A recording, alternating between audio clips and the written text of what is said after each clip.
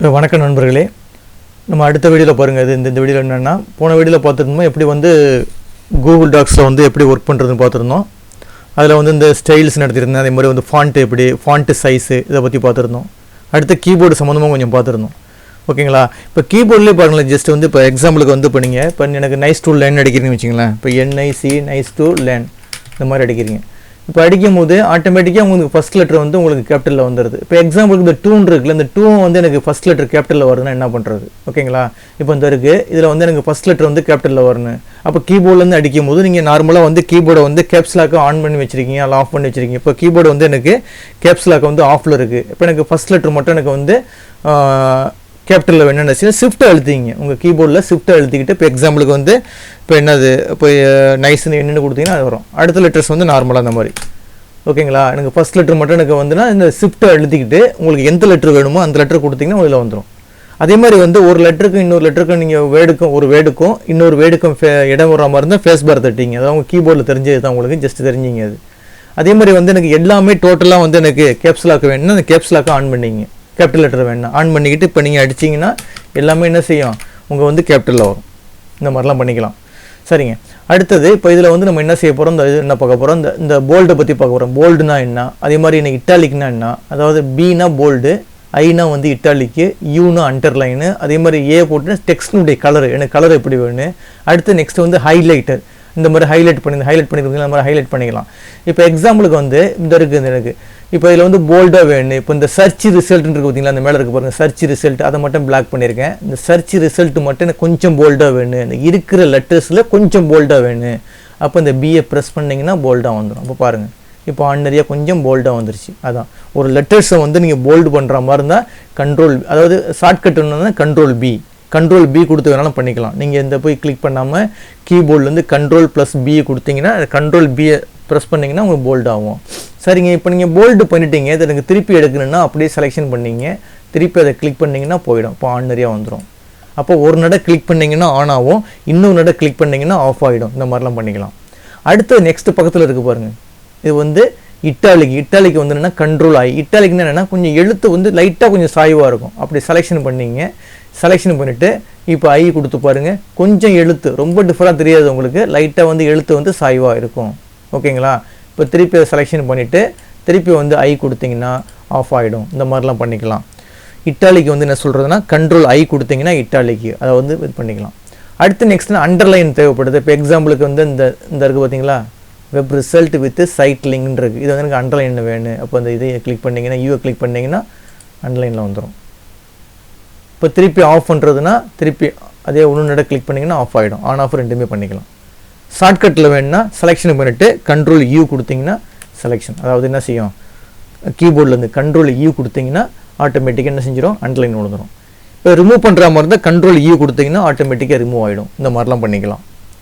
இப்போ இதில் வந்து இந்த கமாண்டு பார்த்துருக்கீங்க, போல்டுன்னு என்னென்னு பார்த்துருக்கீங்க, இட்டாலிக்னா என்னென்னு பார்த்துருக்கீங்க, அதே மாதிரி வந்து அண்டர்லைன்னா என்னென்னு பார்த்துருக்கீங்க. அடுத்து நெக்ஸ்ட்டு டெக்ஸ்டினுடைய கலர். இப்போ நீங்கள் பார்த்துருப்பீங்க லெட்டர்ஸ்லாம் அடிக்கும் முதல்ல ஒரு டைப்பிங் பண்ணும்போது லெட்டர்ஸ் கலர்லாம் மாற்றி, இந்த பார்த்து கூகுளில் பாருங்கள் என்ன இருக்குது, வேறு கலரில் இருக்குது, பர்பிள் கலரில் இருக்குது. எனக்கு இந்த மாதிரி மாறுன்னு அப்போ இப்படி செலெக்ஷன் பண்ணிங்க. செலெக்ஷன் பண்ணிட்டு இந்த கலர் மாறுன்னா இந்த ஃபுல்லாக செலெக்ஷன் பண்ணிவிட்டு எந்த கலர் வேணுமோ அப்படி ஜஸ்ட்டு கிளிக் பண்ணிங்கன்னா இந்த மாதிரி வரும், இந்த மாதிரி ஸ்டைலில் வரும். உங்களுக்கு எந்த கலர் வேணுமோ சூஸ் பண்ணிக்கலாம். இப்போ ரெட் கலர் வேணுன்னா ரெட் கலர் கொடுத்தீங்கன்னா ரெட் கலரில் மாறிக்கும். இந்த மாதிரிலாம் நீங்கள் நீங்கள் வந்து கலர்ஸை வந்து மாற்றிக்கலாம். உங்களுக்கு எந்த கலர் தேவைப்படுதோ அந்த கலரை கொடுத்து மாற்றிக்கலாம். இப்போ பாருங்கள் இந்த லைன் சர்ச் வேர்ட்ஸ் லைன்ஸ் வந்து மாறணும், கலர் மாறினா ஜஸ்ட்டு கிளிக் பண்ணிவிட்டு உங்களுக்கு எந்த கலர் வேணுமோ அந்த கலர் கொடுத்தீங்கன்னா ஆட்டோமேட்டிக்காக லெட்டர்ஸ் மாறிக்கும்.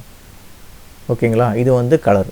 இப்போ எனக்கு ஹைலைட்டர் என்ன, ஹைலைட் பண்ண இந்த ரிசல்ட் மட்டும் எனக்கு வேறு கலரில், அதாவது ஹைலைட் பண்ணணும், ஹைலைட் மார்க்கர் வச்சு ஹைலைட் பண்ணணும் அப்படின்னா ஜஸ்ட் இப்படி கிளிக் பண்ணிவிட்டு உங்களுக்கு எந்த கலர் வேணுமோ, இப்போ எனக்கு வந்து எக்ஸாம்பிளுக்கு வந்து ப்ளூ கலரில் வேணும், அப்போ இந்த மாதிரிலாம் என்ன செய்யலாம், நீங்கள் ஹைலைட் பண்ணி வச்சுக்கலாம். ஓகேங்களா?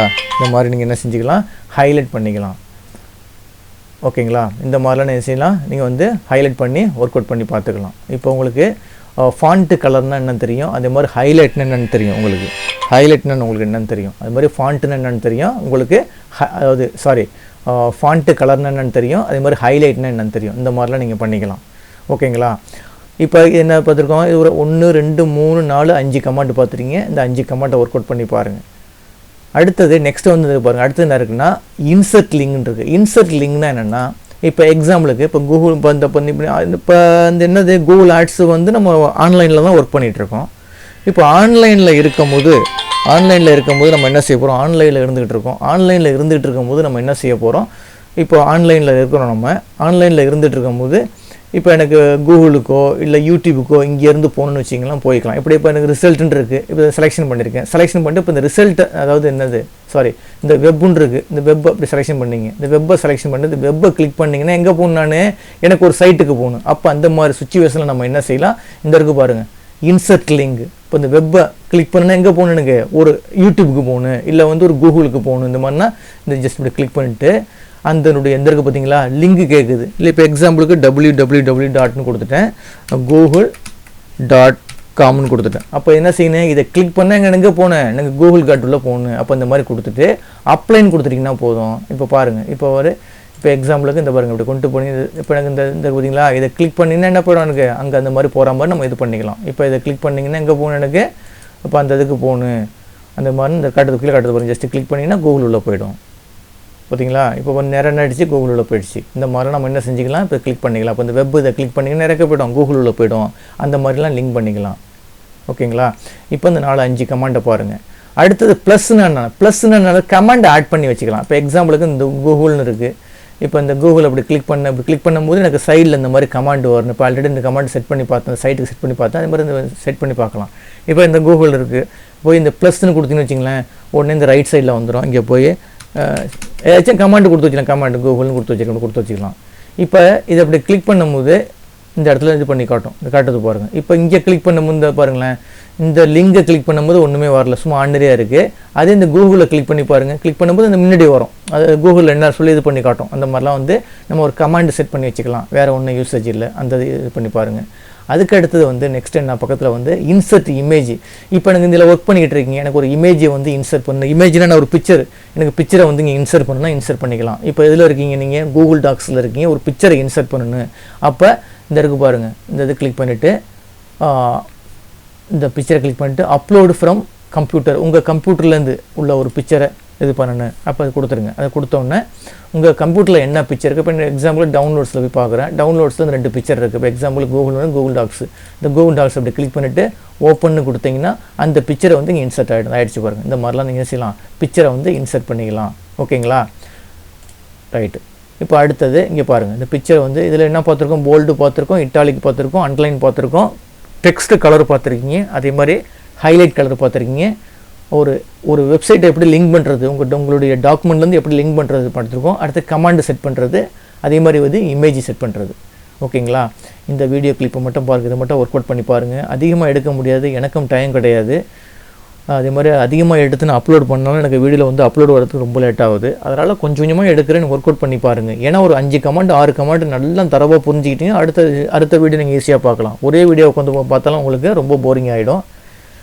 எனக்கு இந்த வீடியோ பார்த்துட்டு உங்களுக்கு பிடிச்சிருந்துச்சுன்னா சப்ஸ்கிரைப் பட்டனை கிளிக் பண்ணி எனக்கு என்கரேஜ் பண்ணுங்கள். கமெண்ட் அவசியம் கொடுங்க. பிடிச்சிருந்தாலும் பிடிக்கலன்னா கமெண்ட் கொடுங்க. அதை வச்சு தான் நான் டெவலப் பண்ண முடியும். ஓகேங்களா? ரொம்ப நன்றிங்க.